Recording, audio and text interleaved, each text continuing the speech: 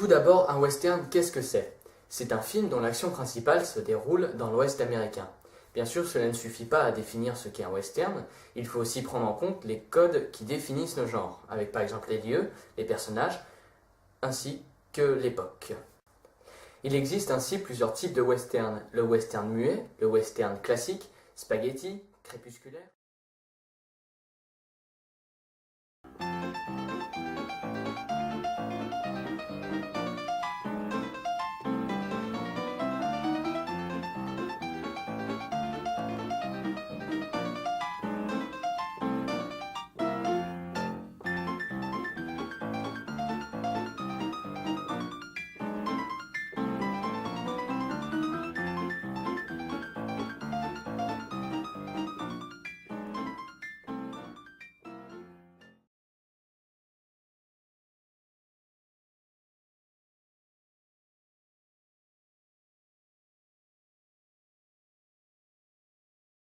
Le western classique est le principal fondateur des codes du genre.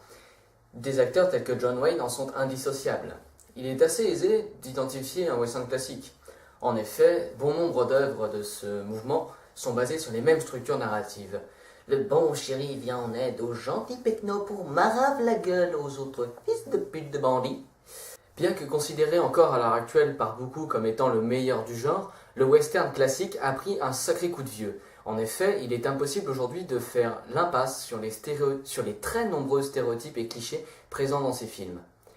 Par exemple, les Indiens sont toujours les méchants incivilisés, les shérifs sont toujours gentils, les méchants sont toujours très méchants, il n'y a aucun personnage complexe, les personnages féminins sont tous des petites bourgeoises bien parfumées, bien habillées. Selon moi, les plus gros défauts du western classique américain, ce sont les valeurs universelles qu'il tente de transmettre. En effet, à force de nous bourrer, les gentils sont très gentils et les méchants sont très méchants, et que les Indiens sont des gros sauvages de merde, le western classique américain donne une vision erronée de la société de l'époque et délivre un message complètement faux pour les générations qui regardent ces films. Donc nos grands-parents, nos parents, nous et puis les prochaines générations. Donc vous l'aurez compris, le western classique américain, c'est pas vraiment ma tasse de thé, je préfère largement le western spaghetti et crépusculaire. Né en Italie dans les années 60, le western injustement surnommé spaghetti va foutre un sacré coup de pied au cul au genre pour le renouveler et empêcher ainsi son essoufflement. Contrairement au western classique américain, le western italien, on va dire, décide de ne plus cacher la violence, de mettre en scène des personnages plus complexes, où la limite entre le bien et le mal est très très floue, voire inexistante. Par exemple avec le personnage de Clint Eastwood dans la trilogie du dollar, où il est ni gentil ni méchant finalement, puisqu'il ne sert que ses intérêts. Donc donc c'est ça les caractéristiques du western spaghetti, l'exaltation de la violence, où on voit vraiment que se faire tirer dessus ça fait mal. On croise aussi dans les westerns spaghetti des personnages aussi pourris les uns que les autres. Les méchants sont encore plus méchants que dans les westerns classiques américains, sauf que là, des fois, ils peuvent être un petit peu plus gentils, machin. C'est donc des personnages plus complexes. Pour la première fois aussi, on voit des prostituées à l'écran, ce qu'on ne voyait pas dans les westerns classiques. Donc on voit des personnages beaucoup moins propres entre guillemets. Déjà aussi physiquement, quand on regarde par exemple John Wayne dans les films, il est toujours la belle dentition, la superbe coiffure, jamais en sueur après 3 quarts d'heure de cheval. Alors qu'on voit Clint Eastwood tout crasseux, tout dégueu. Pareil pour Tuco dans Le Bon, la Brute et le Truand, même dans les autres western spaghetti. Vraiment des personnages sales, tout ça. Donc en résumé, le western spaghetti est vraiment là déjà pour dépoussiérer le genre, pour inverser la tendance du western classique américain. Et il nous fait une description du monde sordide dans lequel on vit, une description qui est beaucoup plus cruelle et beaucoup plus réaliste que celle qu'on pouvait voir dans les westerns américains. Le western spaghetti, c'est aussi un compositeur, Ennio Morricone, un réalisateur, Sergio Leone ou encore Silvio Corbucci, je sais pas trop. C'est aussi des acteurs, tels que Clint Eastwood, c'est d'ailleurs la trilogie de dollars qui a permis à Monsieur Eastwood de se faire connaître outre-Atlantique.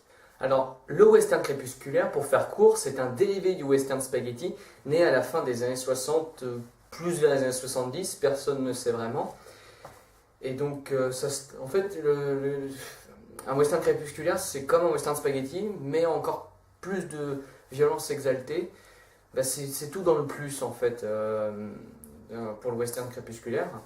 Donc, les films que je vous conseille pour ça, c'est pour ce genre, pardon, c'est José Wales hors la loi, Impitoyable aussi, tous les deux de Clint Eastwood, et avec Clint Eastwood d'ailleurs, vraiment excellent. Et donc, voilà, tout ce que j'avais à dire sur le western crépusculaire. La critique ciné du jour portera sur The Lone Ranger, un ovni inclassable tant il mélange les genres et les clins d'œil. Ce film est d'ailleurs très connu pour avoir fait très très mal au cul à Mickey, hein, avec un bide monstrueux assez incompréhensible. Donc voilà. The Lone Ranger, c'est un film de Gore Verbinski, sorti en 2013 et produit par Jerry Bruckheimer et les studios Disney. C'est un film avec Armie Hammer, Johnny Depp et Helena Bonham Carter, même si elle, on la voit que 2 fois dans le film. Donc ce film a fait un bid aux États-Unis, d'ailleurs je ne comprends toujours pas pourquoi, je n'ai pas l'impression qu'il y ait vraiment d'explication.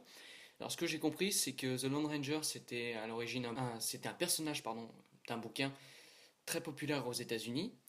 Donc peut-être est-ce que c'est une très mauvaise adaptation, j'en sais rien, mais en tout cas moi perso j'ai adoré ce film. Alors pourquoi est-ce que j'ai aimé ce film? Déjà pour le réalisateur qui a fait la trilogie Pirates des Caraïbes, hein, il a pas fait le 4, sinon ça aurait peut-être été mieux. Pour les acteurs, hein, Johnny Depp et aussi Armie Hammer que je découvre parce que je l'avais jamais vu avant. Alors aussi beaucoup m'ont dit que le personnage de Johnny Depp était vraiment le plus important dans l'affaire, mais je trouve que personnellement que celui de Armie Hammer, le Lone Ranger donc, est beaucoup plus intéressant dans son côté bon shérif, tout gentil, tout mignon comme dans les westerns classiques, mais qui tombe en désillusion devant bah, la pourriture des gens quoi.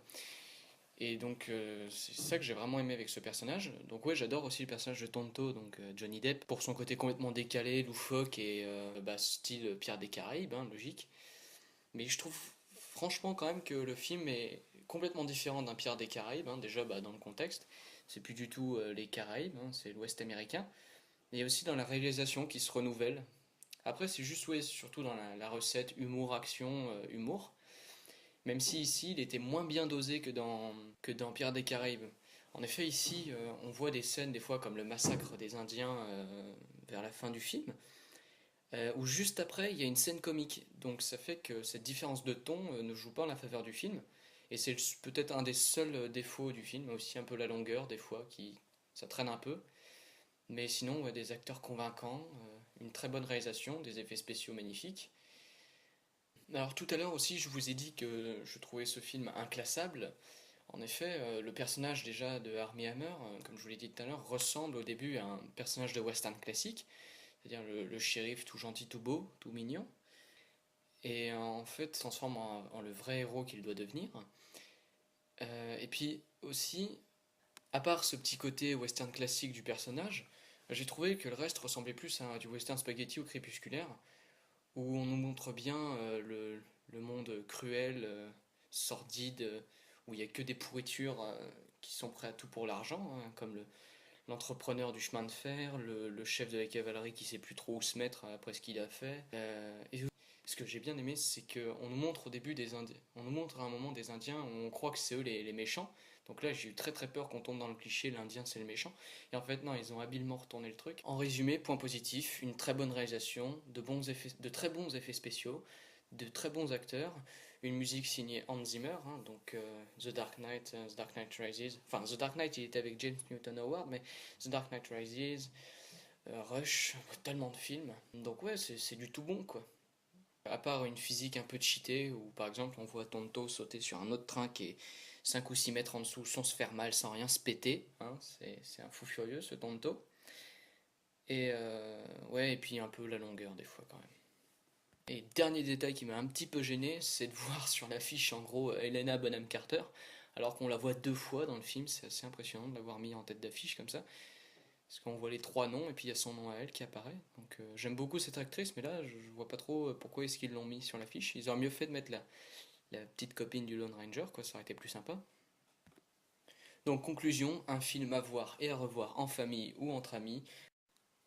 N'ayant malheureusement pas suivi l'actualité série western, je ne peux aujourd'hui vous en proposer qu'une seule et je vous la conseille vivement. C'est celle avec Steve McQueen qui s'intitule Au nom de la loi. Donc je vais vous laisser la bande-annonce pour vous faire une idée et ainsi peut-être vous donner envie de la regarder. Pourquoi je vous conseille cette série? Tout simplement parce que c'est celle qui a propulsé Steve McQueen sur le devant de la scène.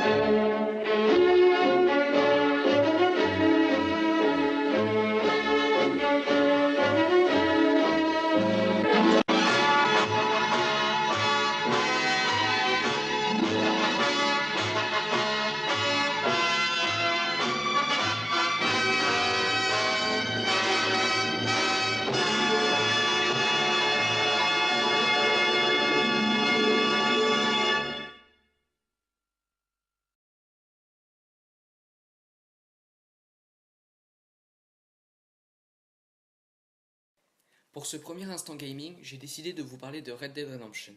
Sorti en 2010, le jeu est édité et développé par les studios Rockstar. Le titre est magnifique en tout point.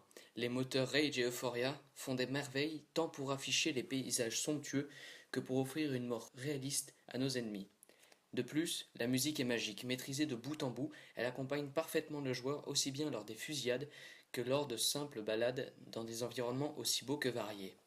Je pourrais aussi souligner l'ambiance créée par cette musique ainsi que par ses bruitages.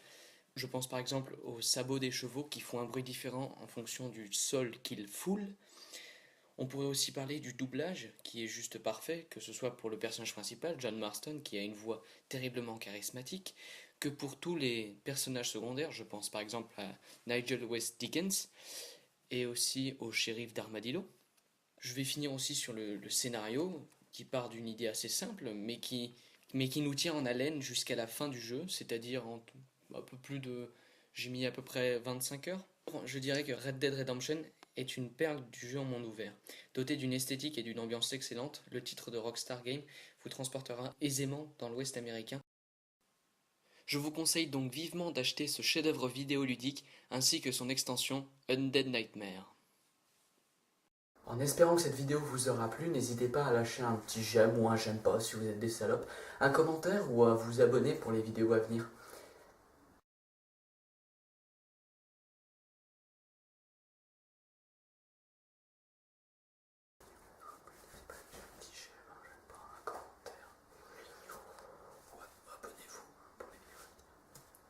En espérant que... Il existe ainsi plusieurs types de western, le western crépusculaire, le western muet, Clairement, on va couper là. le western muet, le western classique, le western crépusculaire, putain, j'y arriverai pas. Le western muet, le western classique, le western spaghetti, le western crépusculaire et le western que nous appellerons contemporain ou moderne, par exemple The Lone Ranger. Ne désignez pas un genre, mais bien... mais comme... Ça part très très moisine.